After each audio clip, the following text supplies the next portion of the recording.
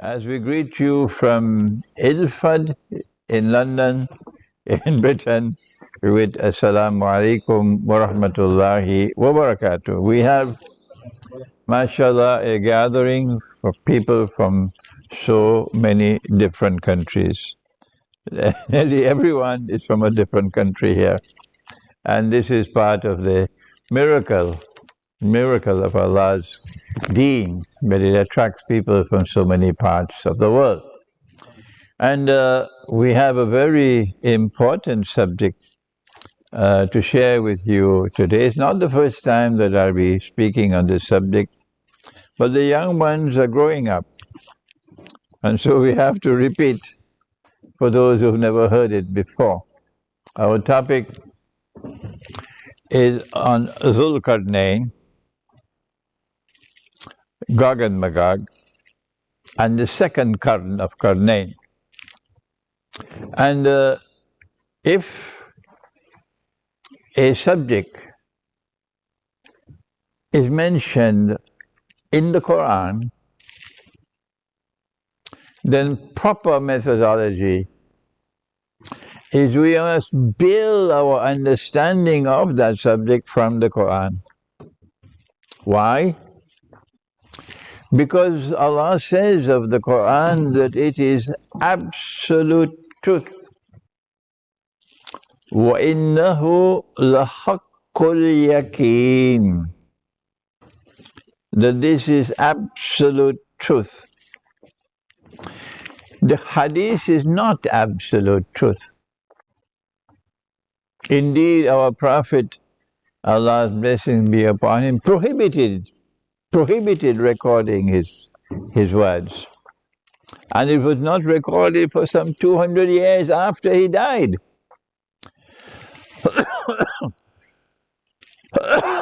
Excuse me. The Quran is also divinely protected. Evil cannot approach this Quran from any side. This Quran cannot be corrupted. It is absolutely authentic. The Hadith does not share that same status. But the Hadith is important. Because our Prophet Allah sent our Prophet to teach the Quran. And so we have to turn to him for our understanding of the Quran. Well then, how do we deal with both the Quran and the Hadith? Answer: when you have studied a subject from the Quran, using the proper methodology to study the Quran, and Allah tells us what is the proper methodology, that you don't study the Quran beginning with Surah Al-Fatiha and then Surah Al-Baqarah and then Surah Al-Imran. That's not the way to study the Quran at all. You have to study the Quran the way you study the stars. You have to get the connections between verses. And you have to see patterns in the sky like you see patterns in the book. And then when you connect the dots in the Quran, you see that which binds all the verses together on a particular subject, then you get the system of meaning of the subject from the Quran. And that's not a work for schoolboys. That's a work for scholars. And when a scholar teaches the Quran this way, then you learn from him. When a hadith is in harmony with the Quran, you can accept it. But what happens when a hadith is in conflict with the Quran? Answer: you take the Quran. You stay with the Quran. Don't allow the hadith to take precedence over the Quran. Good then. So on this subject, while we have to commence the subject with Nabi Muhammad ﷺ, we eventually go to the Quran. And the subject begins, of course, and I will be speaking slowly and clearly. And my language would be simple. And I want you to put on your thinking caps.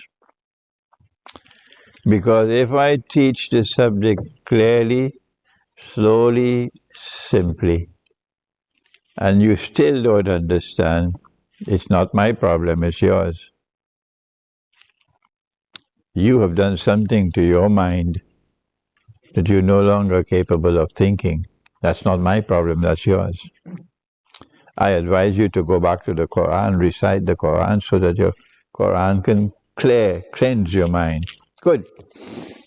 So we begin now with the problem that the Quraysh had.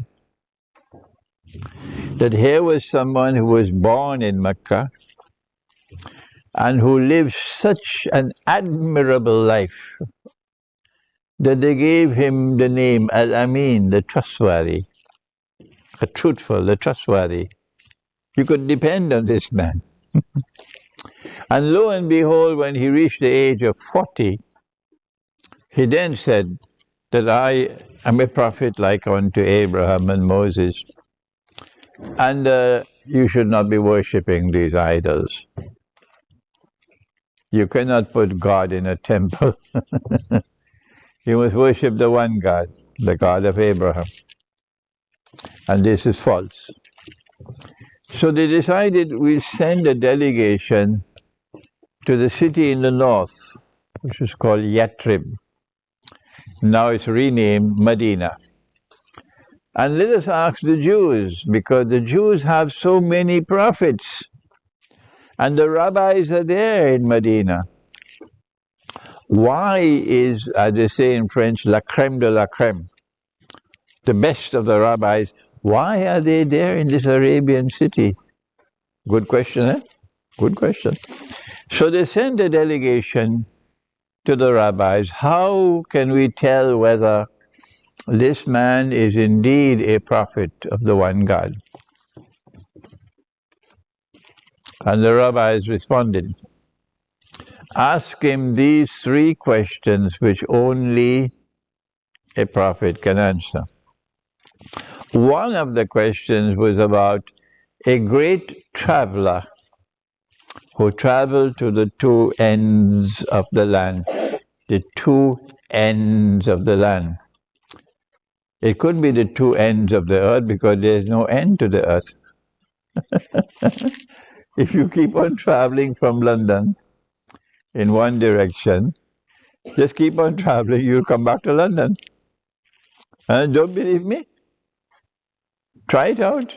Travel from London in one direction, keep on traveling, and you'll come back to London. Yes? So, the two ends of the land, not two ends of the earth, because the earth doesn't have any ends.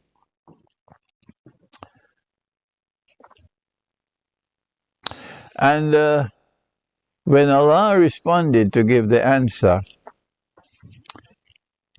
He chose to begin the answer by repeating the question. And this is how it begins in the Quran. بعد أعوذ بالله من الشيطان الرجيم ويسألونك عن ذي القرنين. And they questioned thee, O Muhammad والسلام, about someone who is known by the nickname Zulkarnain. Zul means someone, something that you possess. Zulkarnain means someone who possesses Qarnain, two qarns. The word qarn has two meanings. It can mean a horn, so Qarnain will be two horns. Or it can mean a generation. A generation, a people, an epoch, a time. So two generations. Zulkarnain will be someone who either possesses two horns or impacts on two people, two generations. Good. And Allah then describes Zulkarnain as someone who has been blessed with power. And he has the power to pursue whatever goal he chose to pursue. He has that power. Allah blessed him with that power. He can do whatever he wants to do. But his power rested on foundations of faith in the one God.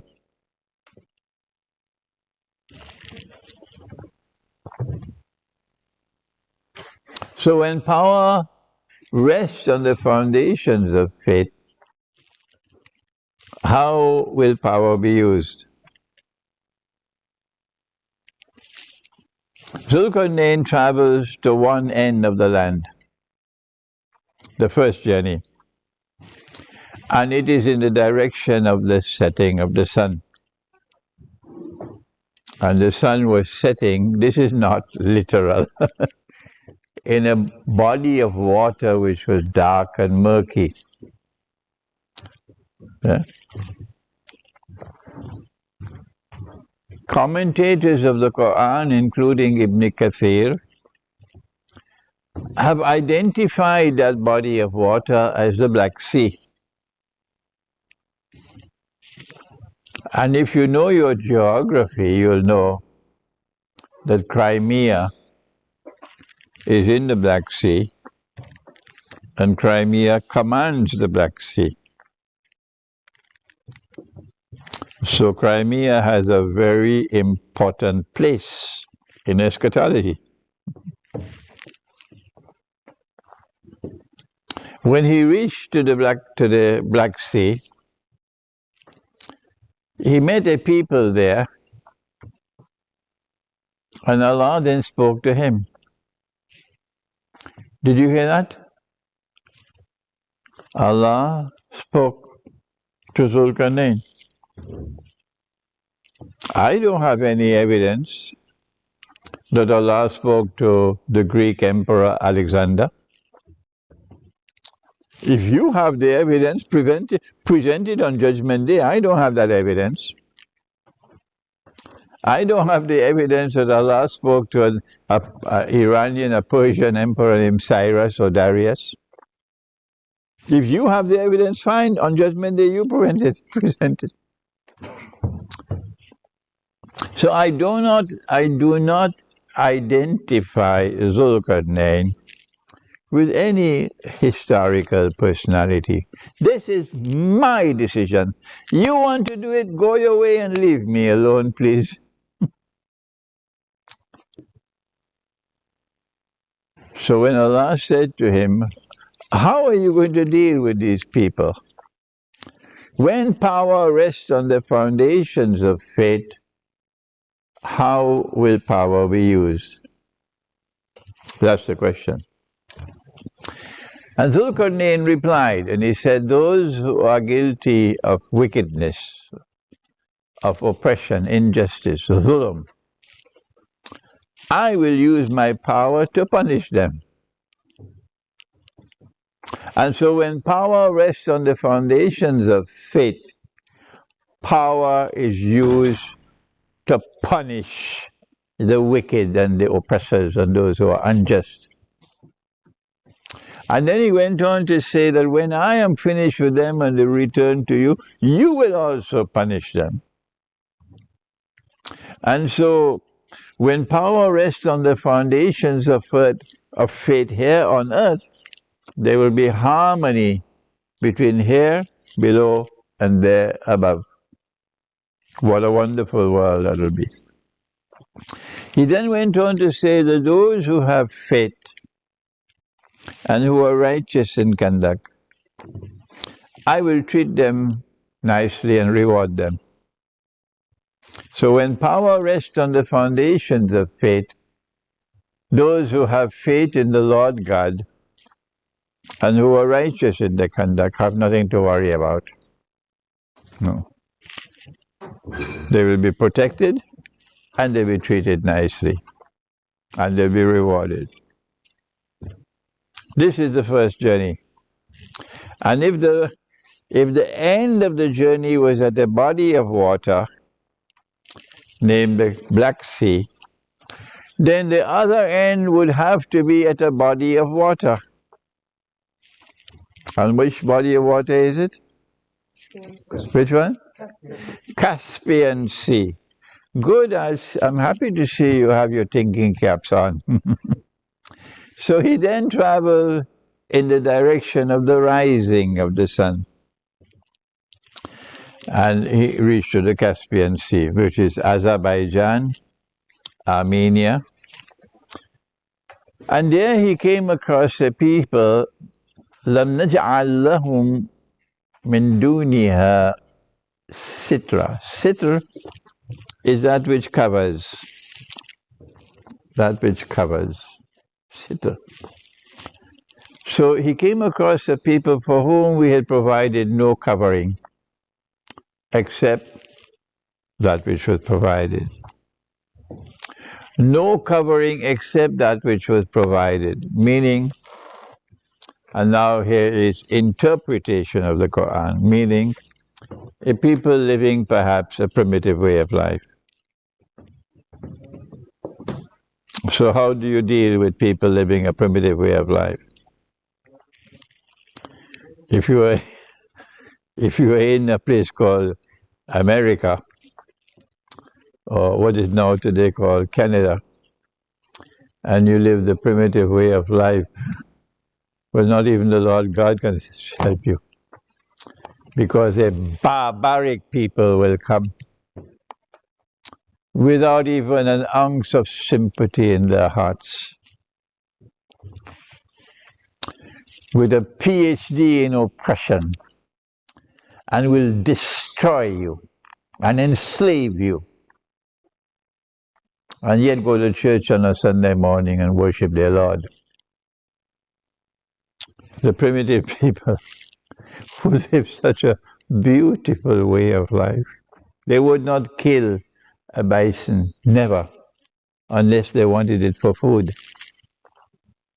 And when they kill that bison, they would use every single thing that could be used from that bison for benefit. Nothing is wasted. What a wonderful people they are. So long as they were living in America, you could go to any river and take some water and drink it. You can drink water from any river. But when these barbarians came, they polluted every river. They did it with chemicals, they did it with sewage, they did it with everything. And yet they call themselves a civilized people. And they have a birthright of superiority over the rest of mankind. Yes, that's what they did. And today the native people of Australia, the primitive people of Australia, they built a shack in front of the Australian Parliament. They built this shack and they said, "This is our parliament." What you did to us, the native people of Australia. But mankind today they have more important things to do than to study this history. But Zulkarnain respected the primitive way of life. He had the compassion. He had the integrity to put human values above every other value. So even if there is an ocean of oil underneath the Caspian Sea, and Baku tomorrow is going to be the oil capital of the world. You know Baku? He would not take these people and move them away so he can get to exploit the oil resources. Okay? The oil resources. Yeah. The human being is more important than the economic resources. So he left them as they were, undisturbed. And Allah responded and said, كَذَلِكَ. He left them as they were. وَقَدْ أَخَذْتَ بِمَا لَدَيْهِ خُبْرًا. And Allah understood why he behaved like this. So when power rests on the foundations of faith, that power recognizes human values to be supreme.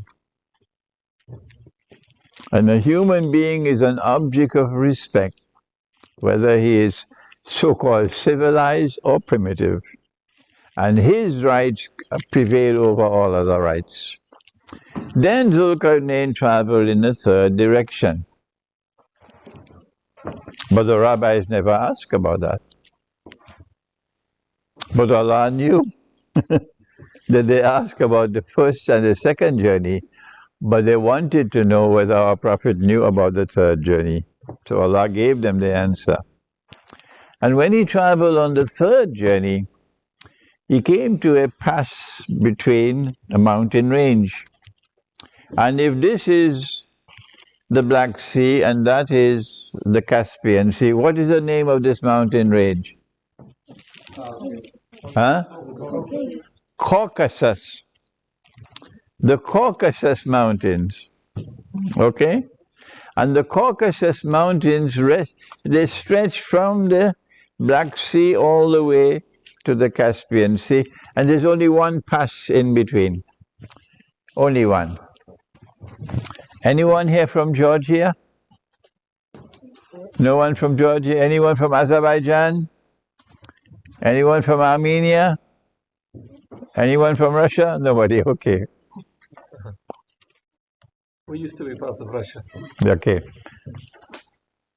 So he came to this pass between the mountains. And there he came across a people لا يكادون يفقهون قولا, whose language could not be understood. Why? Because this language is not connected with any other languages in the region. None. And that is the Georgian language. And there the people spoke to him and said to him, "O Zulkarnain, Gog and Magog are committing acts of facade in our land. Can you help us? Can you build a barrier to protect us? And if you are prepared to do that, we are prepared to pay you." So Gog and Magog are people who commit facade. What is facade? Facade is an act of corruption which threatens to destroy. So it is evil. Can an angel commit facade? Huh? No, an angel can't do it. Okay, so then apart from the angel, you have only jinn and you have human beings. I'm tempted to add a fourth, American presidents, but let me leave that out. You have angels, you have jinn, and you have human beings. Can jinn commit acts of facade? Yes, they can. And human beings, of course. So Gog and Magog have to be either jinn or human beings to commit facade. Which one will it be? Will it be jinn or will it be human beings? Let's see. So Zulkarnain replied and said, "I don't need your money." Like Sulaiman as Islam replied when Bilqis said, "I don't need your money, what Allah gave me is more valuable. Just help me with manpower. Bring blocks of iron, Zubarul Hadid, blocks of iron." So this has to be a region with lots of iron ore. And that is precisely what you have at that region in Georgia. Then he built a furnace to melt, to cut the iron, and then he built a furnace to get molten copper. And he built a barrier, very tall, very high, and blocked the pass. And when he blocked it, and he said about this barrier, هذا رحمة من ربي. This barrier which I have built is an act of mercy from Allah. فَإِذَا جَاءَ وَعْدُ رَبِّي. But when that time comes of which my Lord has warned, جَعَلَهُ دَكَّ. Allah is going to bring it down. وَكَانَ وَعْدُ رَبِّي حَقًّا. And then the warning of my Lord will come to pass. Did Alexander ever say this? Could Alexander speak like this? Could Cyrus and Darius ever speak like this? That this barrier which I have built is an act of kindness from my Lord. But I am telling you that when that time comes of which my Lord has warned, he will bring down this barrier. And then the warning of my Lord will come to pass. Put on your thinking cap. Can Alexander or Darius or Cyrus speak like this? No.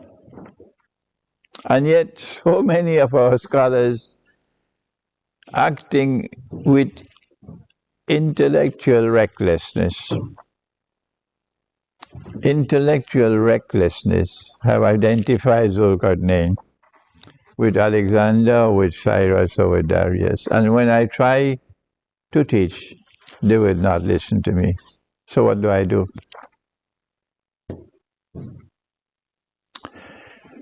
Now then, so he built the barrier. And when he did, Gog and Magog could neither penetrate nor could they scale. So can they be jinn? No. Why? A jinn could pass through the wall. So now Gog and Magog will have to be human beings, because there are only three categories of creation. You have the angels, you have the jinn, and you have human beings. Once you put on your thinking cap, look at how easy it is to understand the Quran.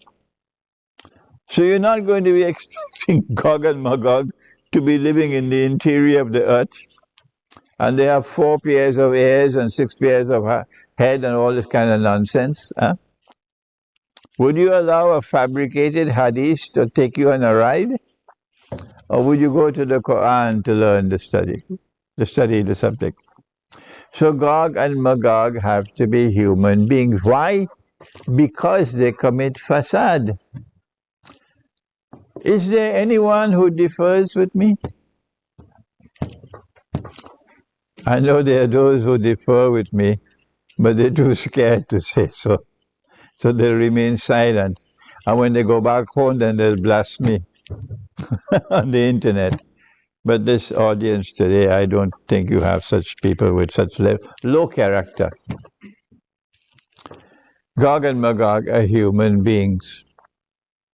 But they're human beings who commit fasad. And Allah has reserved for fasad the greatest punishment of all. There are different gradations of punishment, but the highest level is cut off the hand and the feet from opposite sides and crucify them. That's the punishment in the Quran for fasad. And Gog and Magog commit fasad, meaning they corrupt everything they touch.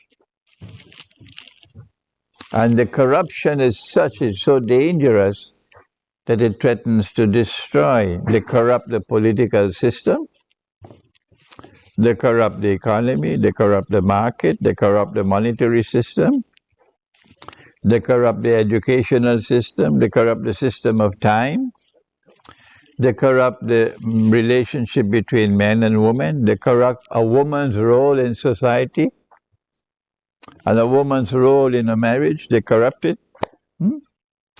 And the corruption of such that it threatens to destroy. So society will collapse, will disintegrate when they are released. So this is the first qarn, Zulkarnain, an event which will occur twice in history. So when will Allah bring down the barrier? And when will Gog and Magog be released into the world? The Prophet ﷺ told us it's a hadith al-Qudsi, meaning the direct speech of Allah, but not in the Quran. He said that Allah said about Gog and Magog, I have created creatures of mine so powerful that none but I can destroy them. So now we can understand when the people said to Zulkarnain, please build this barrier to save us from Gog and Magog. Zulkarnain should have said, what nonsense, I don't need to build any barrier, I'll go there and punish them. And when I'm finished with them, they wouldn't even raise their little finger again. But he didn't do that. Because even though Allah had given him power to do whatever he wanted to, his power was not enough to punish and destroy Gog and Magog. The only thing that he could do was to contain them. And I like to use in the language of chess, we call it to checkmate them so they become harmless. And that's what's building the barrier. But when they are released from the world, what's going to happen? We leave Surah Al-Kahf and we go to the only other reference in the Quran, only two. The second one is Surah Al-Anbiya. And in Surah Al-Anbiya, Allah speaks about a town.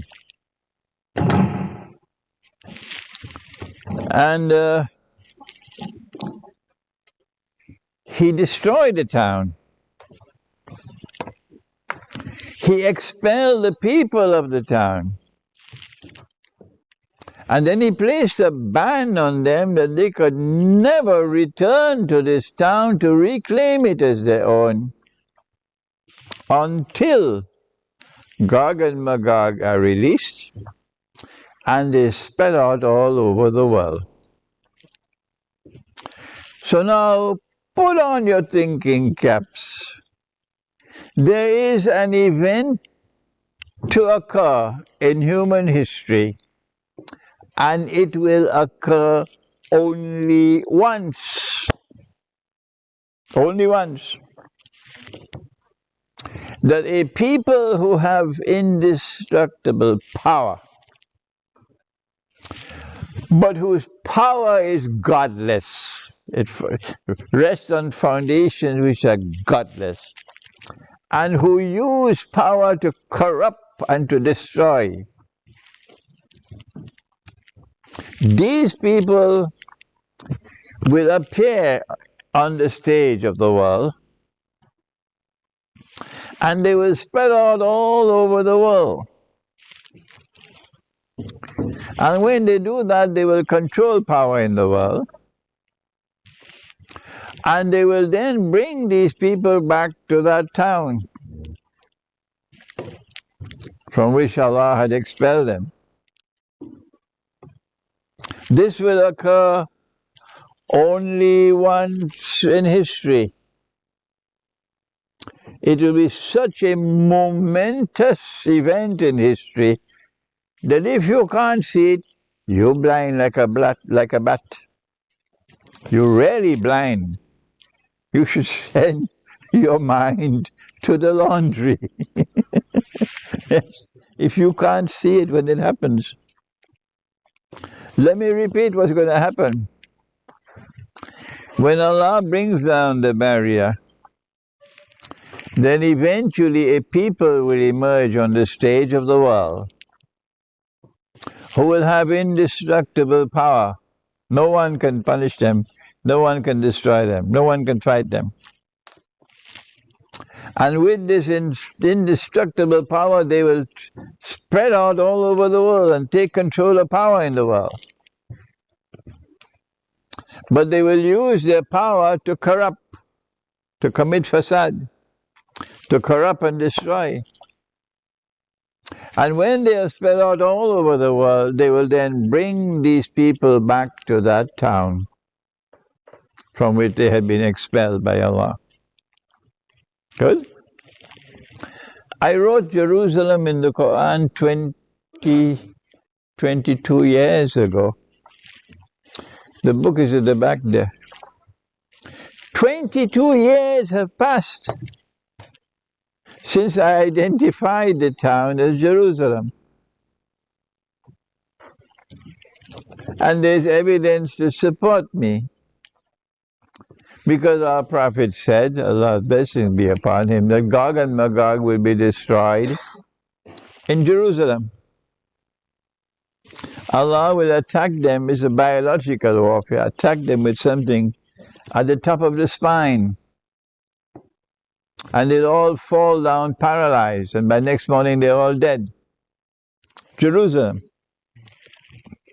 So I identified the town as Jerusalem.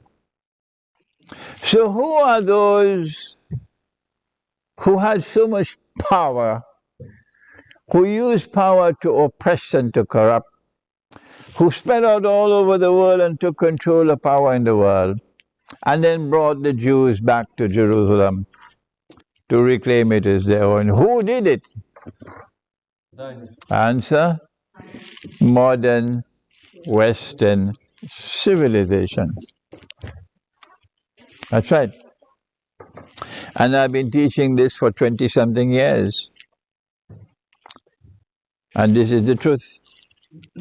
This is correct. Guess how many of your scholars of Islam agree with me? I can keep on teaching for another 20 years. It makes no difference. Yes. They will not at all accept for me that this is the explanation of Gog and Magog. On the contrary, they say, no, Gog and Magog will only be released. The barrier will only be brought down. And Gog and Magog will only be released when Jesus returns, Nabi Isa alayhi salam,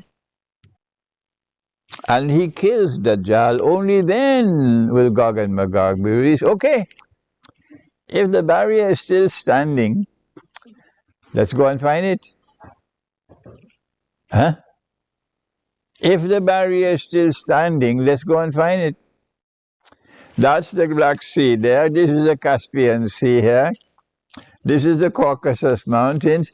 And you have something called Google Earth. Every square inch of the earth has been filmed. And you can sit down with your laptop and you can check it out. Where is the barrier? No, they don't want to hear anything I have to say. I'm using this this hearing aid for the first time, so excuse me. I have to learn to use it. And so now, we have identified from Surah Al-Anbiya that Gog and Magog are the ones who will bring the Jews back to Jerusalem to reclaim it as their own. They've already done that. And therefore Gog and Magog are those who control power in modern Western civilization. They are a people who use power on the foundations which are godless. They say they are Christians, but now you can see all their churches and cathedrals are being sold. I have a question to ask. This is the house of God. Is it only a masjid that can be a house of God? I have a question to ask this gathering today. Is it only a masjid which can be recognized as the house of God? Answer me. No. Huh? No. Go in the Quran and see what Allah says in the Quran. In Surah Al-Hajj, Allah never says that the masjid is the only house of God. In the Quran, Allah makes mention of the church, the cathedral, the synagogue, and the masjid. So can you buy and sell a house of God? Why is my audience so quiet? Huh? Can a house of God be bought and sold? No. Could you ever sell a masjid? No. Well, if you cannot sell a masjid, can the Jews sell a synagogue, or would it be sinful for them to do that? Sinful. Huh? Sinful. Sinful, yes. And if the Christian is selling his cathedral in his church, would that not also qualify as sinful? Yes. Yes. And when people are doing acts which are sinful, how do we respond?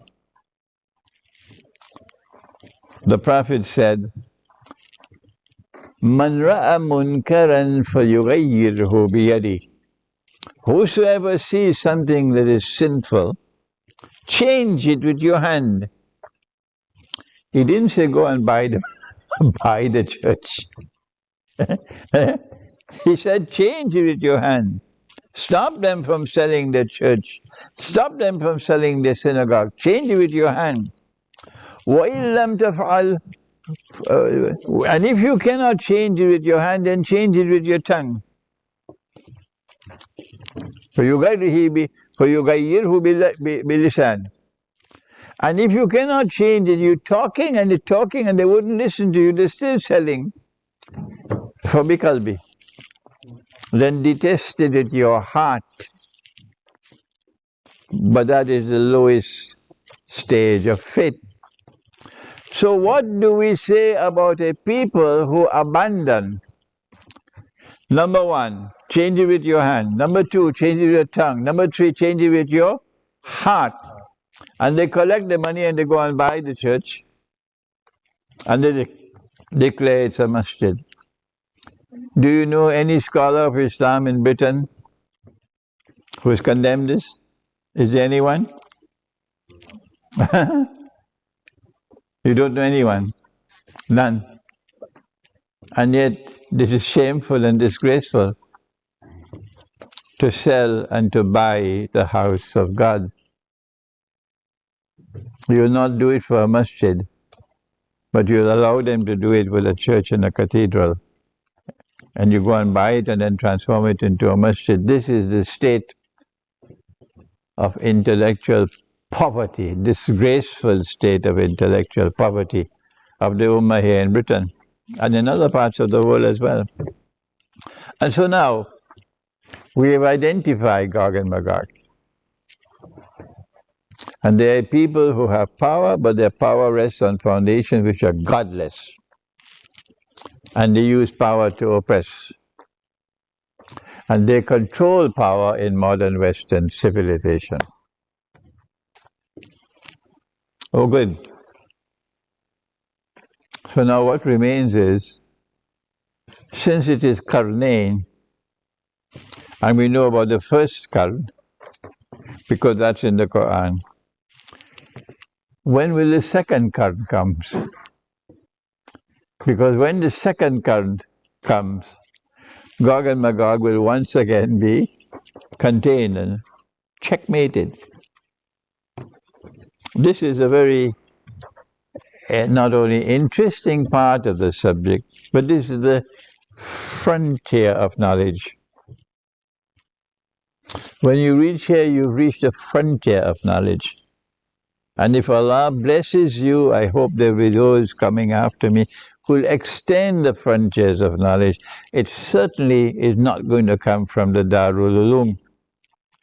Not at all, because they don't think They're not producing scholars in the Darul who have the capacity to think.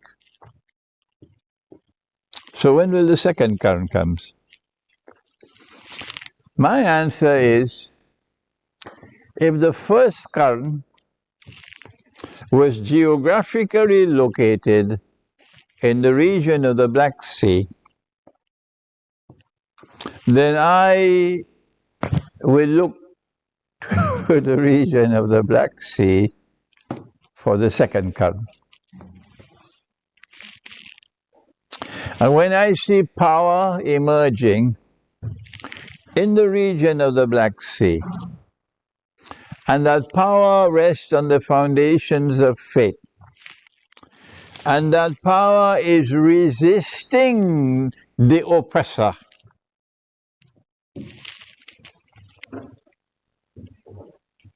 and that power is helping those who have faith and are righteous in conduct, I say here is the second qarn. So in 2014, in fact before that, the Soviet Union was an atheist state. Religion was prohibited.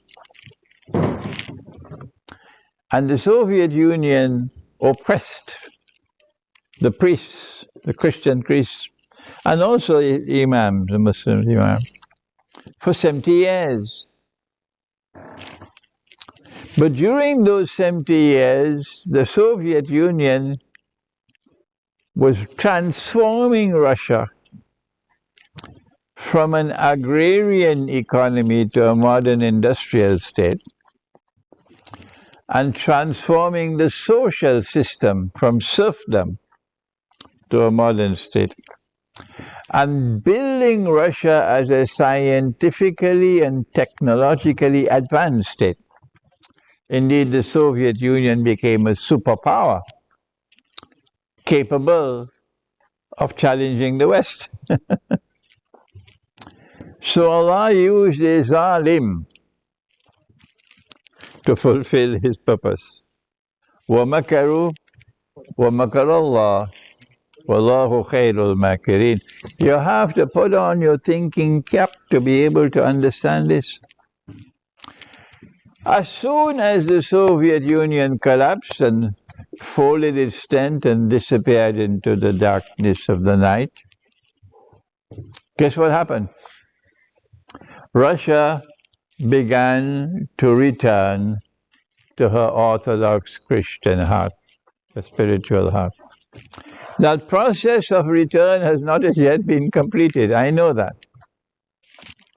For example, the Russians still don't know that riba is haram. They don't know that. They don't know as yet that it is the bogus monetary system we have today is haram, and that you should be using dinar and dirham as money. But they're moving in the right direction.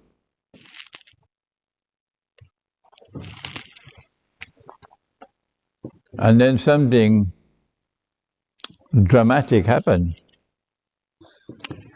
When Sulaiman alayhi salam got the news that a woman was a ruler,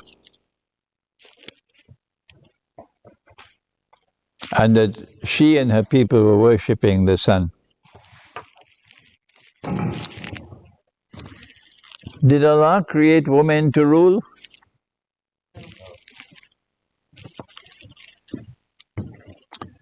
No.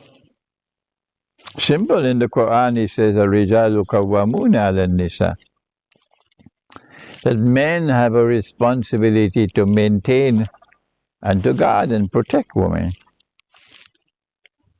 Allah sent so many prophets. Did He ever send a woman as a prophet? No. Huh? Why is the status of a mother 3 times higher than a father? Because the duty she has to perform to fulfill her functions is so strategically important that if she ever becomes a part-time mother, puts a career before her family,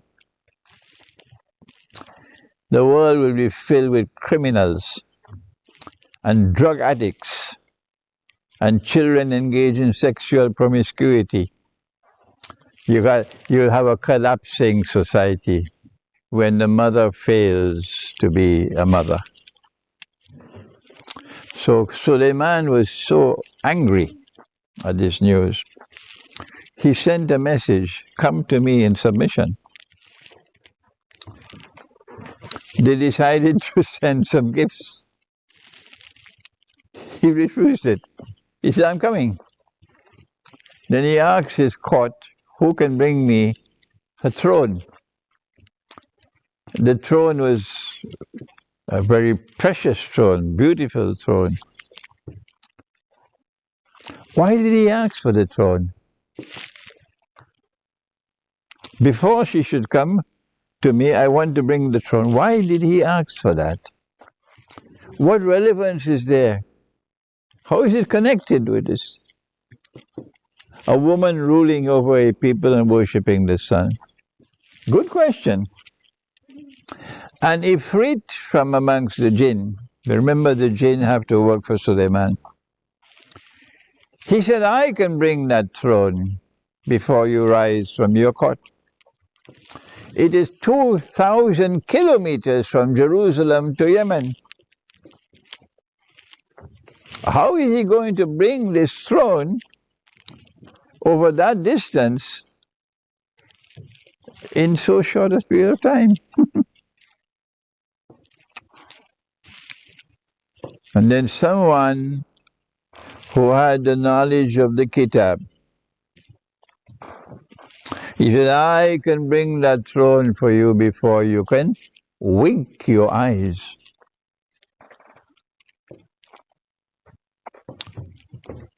Which kitab? There's nothing in the Quran on aerodynamics. There's nothing in the Torah and the Gospel on aerodynamics. You go and search. But this book has the knowledge. So it cannot be one of the scriptures. It has to be another book. I call it a book of aerodynamics. And I refuse to say this is one of the scriptures sent down by Allah. So when he said, I can bring that throne for you before you can wink your eye, in the twinkling of an eye, what this story in the Quran is telling us, for people who have the capacity to think, is that there is knowledge in that book, which if you are able to access it, if Allah blesses you to access that knowledge, you will be able to have your missiles flying at a speed comparable to the twinkling of an eye. Today it's called hypersonic speed.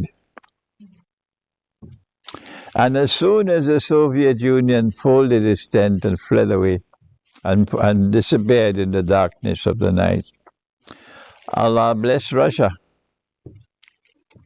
And in a short period of time, Russia got access to this knowledge, and Russia now has hypersonic missiles flying at hypersonic speed that the Western world has nothing to match.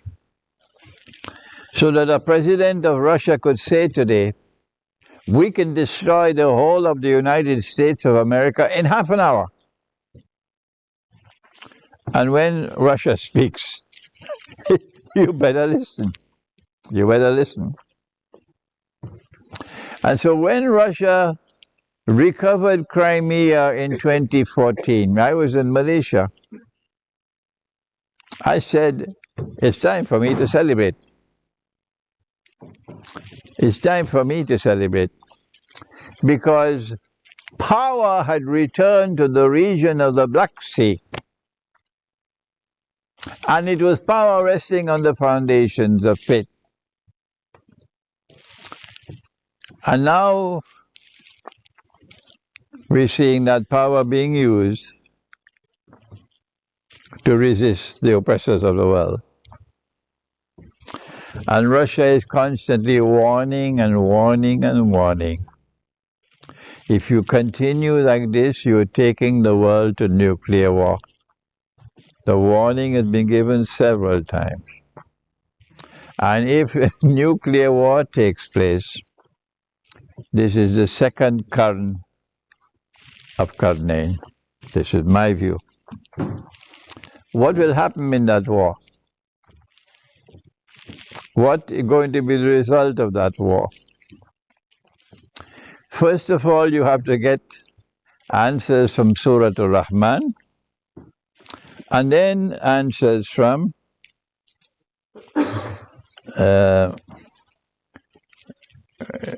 Surah Al-Kahf.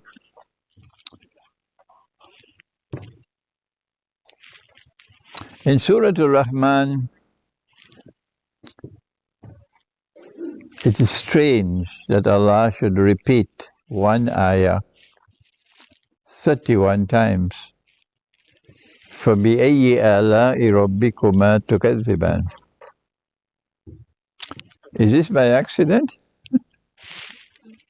Can anything happen in the Quran by accident? Why has Allah repeated one ayah, one verse, 31 times? Answer, He's knocking on your head 31 times to tell you, pay attention, pay attention, pay attention. There's something in this surah of absolute importance. Pay attention 31 times. The punchline in this surah comes after the introductory verses of what Allah has done for us. When He says, بعد أعوذ بالله من الشيطان الرجيم سنفرغ لكم أيها الثقلان. I'm going to deal with both of you who are both laden with sin. Who are the two? فَبِأَيِّ آلَاءِ رَبِّكُمَا رَبِّكُمَا. Two of you. To Kaziban, who are godless people. You reject the truth which has come from Allah. And I'm going to deal with you. Who are these people? Human beings who are in alliance with the jinn. There's a book at the back called Dajjal, the Quran, and the Jasad. And in that book you see where Allah explains to us that the shayateen of the jinn were obliged to work for Sulaiman alayhi salam. And if they ever disobeyed, they'll be punished. But when Sulaiman alayhi salam died, the shayateen still saw him sitting on the throne. Yes, he's dead, he's buried. But the shayateens are still seeing him sitting on the throne and walking and talking. Why? Because the Jasad is sitting on the throne and the Jasad is holding on to the staff. And the staff has a miraculous quality which allows it to penetrate, to enter into time and move time backward and forward. But I don't want to concentrate on this, you get it in my book. So a civilization will emerge laden with sin. And this civilization is going to be assisted by the shayateen. This is it here. This is it here. And Allah says, سَنَفْرُغُ لَكُمْ أَيُّهَا الثَّقَلَانِ. That I'm going to deal with both of you. This is in the war which is coming. Modern Western civilization will be defeated in this war. Will be defeated in this war. Gog and Magog will not be destroyed. Rather, what will happen to them? God will destroy them. In the second qarn. What will happen to them? You're going to drink all the water. They will be contained for a second time. They will be checkmated for a second time. This is about to take place when the Great War takes place. But even though Gog and Magog have been checkmated for a second time in the north, as they were the first time, would the world then be free of Gog and Magog? Let me hear your answer. Why? Don't just shake your head, you must give it. Tell me why the world will not be free of Gog and Magog, yes? They're too powerful. Because they're going to be killed in Jerusalem. I need some more information than that. The answer is that Allah's messenger said that Gog and Magog would leave the north and move down to the Sea of Galilee on their way to Jerusalem. And as they passed by the Sea of Galilee, they would drink the water. Is this what you're talking about? Drinking the water? No. Drinking the water means consuming the water, excessive consumption of water. And by the time the last of them passed, they will say, there used to be water here. So even though they are checkmated in the second qarn, the implication is no more can come. Those that remain now are checkmated. But what about those who have already gone down to Jerusalem? They will still be there in Jerusalem after the Great War. After the Great War, Pax Judaica, and Israel becomes the ruling state. Okay? After the Great War. And Gog and Magog in Jerusalem will not be destroyed until Nabi Isa alayhi salam returns. And when he returns, Nabi Isa alayhi salam will kill Dajjal. And then Allah will destroy Gog and Magog in Jerusalem with the virus at the back of the neck. I have offered for you today an analysis of the subject that you probably cannot hear from any other Muslim at this time. I would ask you to kindly think carefully. Go to the Quran, study the Quran, and try to analyze and determine whether or not what I have presented to you today is acceptable to you. The Prophet said that Gog and Magog will pass by the rivers and they'll drink up all the water. They're very thirsty. So when you see rivers running dry, this is evidence of Gog and Magog. The river Euphrates is running dry now. The big lakes of Canada, and the ships have to use new routes to navigate in the big lakes, the Great Lakes. Gog and Magog waste water.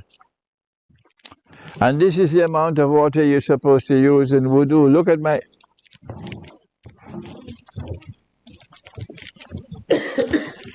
This is the amount of water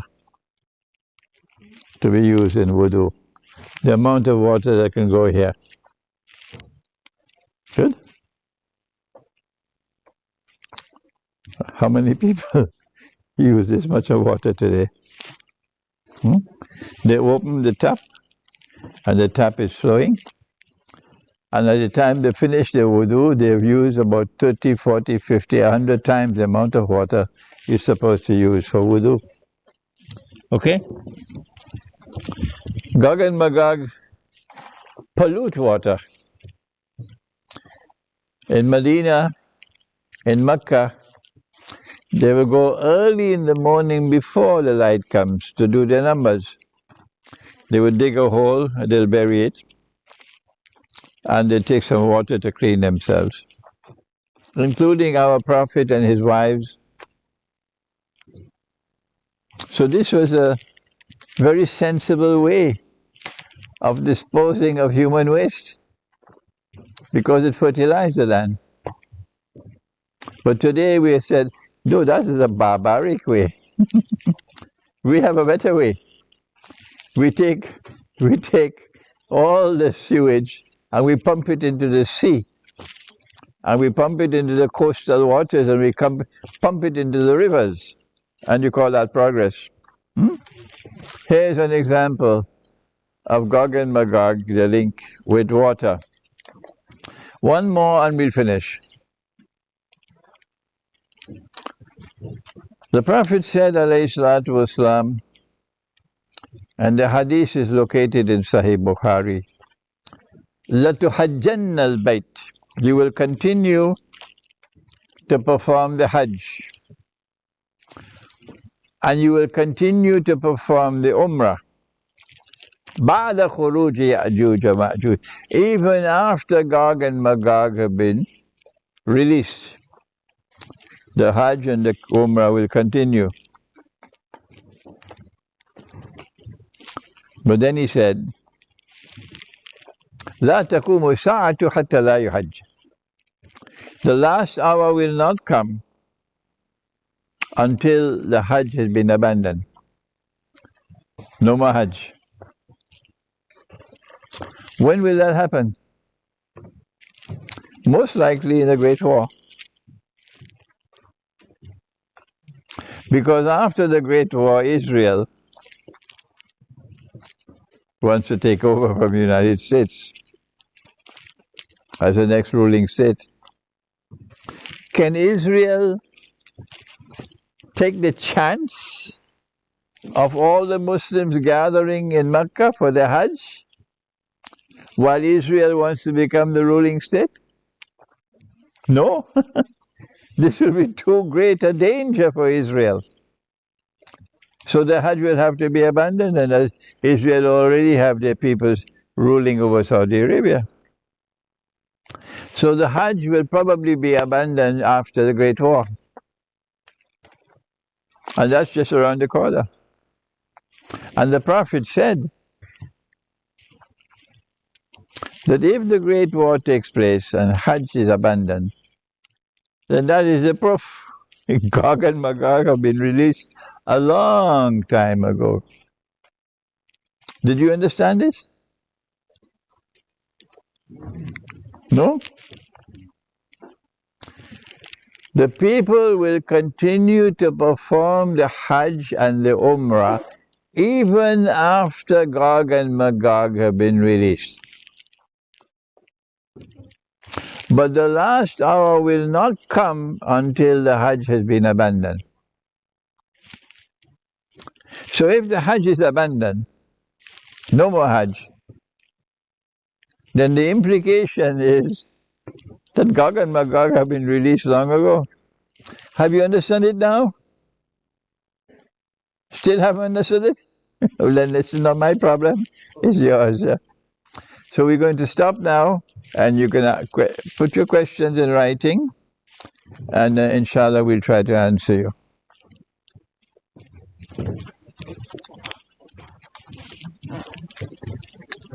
Who would like to go first?